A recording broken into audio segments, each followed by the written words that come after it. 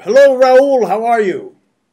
Fine, Joe. Good. I'm talking today to Dr. Raul Benitez-Manaut, who's professor at the National University Mexico in Mexico City and the director of research of the Mexico North American Center for Research. Raul, recently you wrote a special report for GIS. Let's talk a little bit about the current situation in Mexico. How are things going?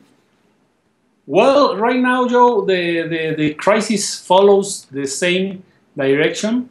The president cannot explain the corruption scandal related with the houses given to him by companies who built infrastructure in the state of Mexico when he was governor.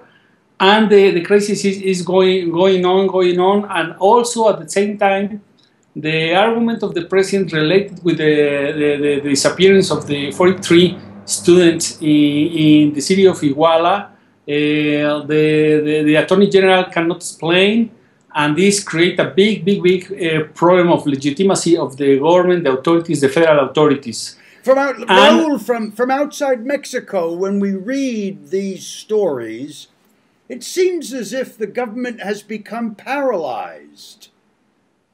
Is there any... Yes. Yes?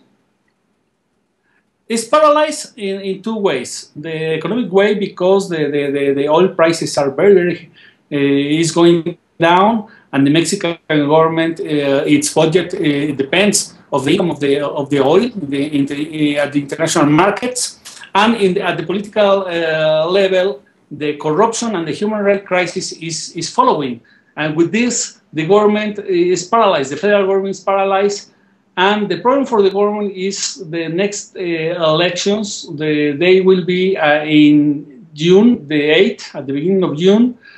And nobody knows how will affect the present image of the present party with this crisis in that elections. Right. Is there anything being done about the major reform efforts that the president trumpeted when he first came to office? Where are those? Where is that legislation now? Well, the legislation about the reforms, the economic reforms, follows. This is not the problem. The problem is who attract the investment, the foreign investment to Mexico. With this political crisis, many foreign companies, big companies, oil companies, the companies who manufacture cars in Mexico are reading the political conditions of the country with the land, and this is a problem for the president because many of them are looking, well, the law is very good, but the conditions are not very good right now in Mexico. No? The human rights conditions, the protests, the strikes in the streets, etc. Yeah. The elections in June, is the opposition, are the two major opposition parties, the PRD and the PAN, in good organized condition? Will they have a good election in June? Not exactly, Joe, because the two opposition parties, the big parties, are divided inside.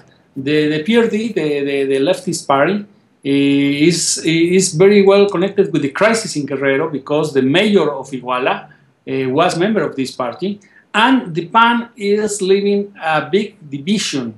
One division between the structure of the party and another group with the former President Calderón.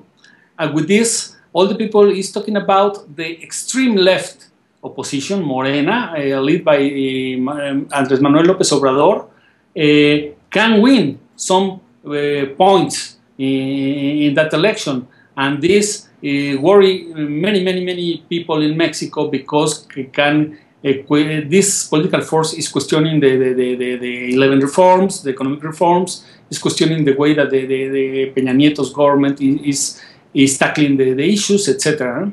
Right. Now, so is the economy still slowing down a little bit? Is that a form of, is that a source of preoccupation for you? Of course, because the government contracts are stopped. The inflation is low, not than in all countries, but the government don't have money to put the salaries at the same level of the inflation, and because of this, all the analysts are talking about the level of income of the GDP in Mexico is going down from 3.1 to 2.8. And this is a major issue here. Yeah. Well, it sounds, your picture is fairly gray. There are many shadows there. We'll have to come back and talk about it perhaps in a month when after Carnival time to see whether things pick up a little bit. We've been talking to Professor Raul Benitez of UNAM in Mexico City. Raul, thank you very much, and we'll talk again soon. Okay, Joe. We keep in touch. Okay.